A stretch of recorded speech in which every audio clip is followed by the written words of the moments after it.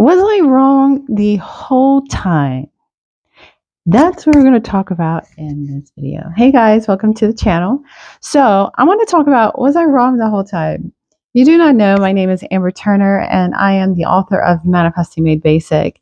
And as of recently, I've been talking about this idea of surrender, allowing life, taking a more relaxed, surrendered approach to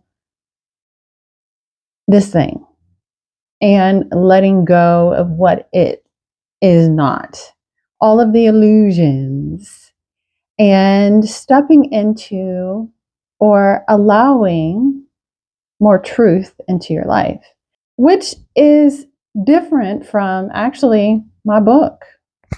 It's different. So I want to talk about, was I wrong the whole time? Because it's interesting. I want to share a story with you because this is actually where it all stemmed from. I had a girls' night and I was hanging with my girls and we were chatting and we were talking about the thing. We were talking about some things.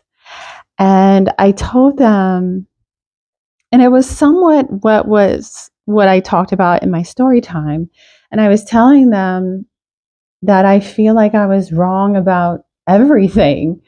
This point, how I've gotten to this point in my life, how I feel like I was wrong about everything. So that's kind of what I want to talk about because they were really empathetic and they made me feel better because it can be hard when you put things out there for the world, especially if you're trying to help people. You always want to make sure that you're helping people. So I want to talk about where I'm at now and how I've gotten here, because now I'm more in a surrendered, allowing more love into my life and letting go of all of the illusions, the shackles, the limiting blocks, beliefs, or whatever you want to call it. I'm in that space because I had been trying to control and hold on to things so tightly that it was messing with me. So, was I wrong about everything? And the short answer is no. And that kind of sounds egotistical, like, no, I wasn't wrong. I wasn't wrong about, but I do want to share it in this way. So I do feel like there are stages to this thing. There's stages to a spiritual awakening, spiritual evolution, journey, that kind of thing.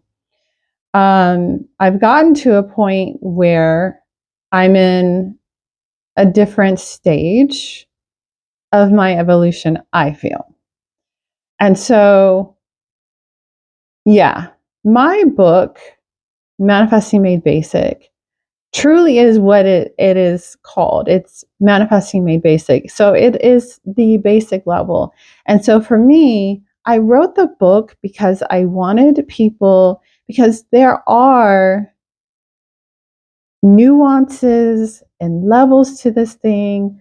The rabbit hole just keeps getting deeper and deeper and deeper. But that's the beauty of this thing. That's the beauty of, growth and evolution. But Manifesting Made Basic was the intention for me was truly to put you more into the driver's seat of your life and get you out of things are happening to me and get you more into the perspective and mindset that I am part of the creator. I am in control. Like I have some ownership over this thing. So in my last videos, I've talked about, being the actor in the movie and going to becoming the director and the director and the script writer. And then you go from that to becoming the actual theater in which all of it takes place. And so the point of Manifesting Made Basic is to get you from believing that you are the actor and raising your awareness and your perspective to being the director and the script writer of the movie. And it is essential to go through these different stages and the metamorphosis. I've talked about the metamorphosis of the butterfly. It is essential to play these different parts because it is essential in your evolution to learn this and to have these different shifts in your perspective and in your life. So that's why I say I wasn't wrong about everything. But I did for a moment when I've gotten to a point of surrender and, oh, I am the theater in which all of this is taking place. When I shifted from that to becoming the theater, it did make me feel like I was wrong about everything. But I do feel like my book has its place because it played an integral part in my evolution from thinking that I was the victim and everything was happening to me and everyone had a vendetta against me to the more masculine energy creator, director, script writer role. And so, with that being said, I do in this video want to share what I feel are these different levels of consciousness. This is not something that I've come up with, but it is something that I think comes to you if you sit down in meditation and you sit with yourself and you realize these things. Because this information, or what is love, is available to all of us. It's not available to chosen ones, or I hate that. Chosen, it's available to all of us. And our journey is so unique and nuanced, and it takes us through this thing to really get us to know thyself. That's what we're doing, is knowing thyself. And that's the beauty of all of this, is to know thyself, and you can see, oh, I am that. And I wanted to share this because the reason why I love sharing about this stuff is that honestly, I do feel like there is no other. So it really is this sharing to know thyself. And so it's just as important for me to share this with the internets and YouTube as it is for me. Like, I love Hindu tradition. And there is, I don't know how to pronounce these names. I read a lot about it, but I just love the beauty and romance of Hindu tradition. And there is a story of Pravia or something like that. And I don't know how to pronounce these names, but I believe it's Shiva and Pravia, the romantic situation that goes on with them, and they have these really deep conversations, and it's the masculine and feminine dynamic. And she asks Shiva all these questions about life and love and what the ultimate reality is. And it is, they're one, masculine and feminine, they're one, but they are having this conversation, and as she asks these really contemplative, deep questions, Shiva is answering to essentially him, which is her, but it's for him to have a deeper understanding of what is.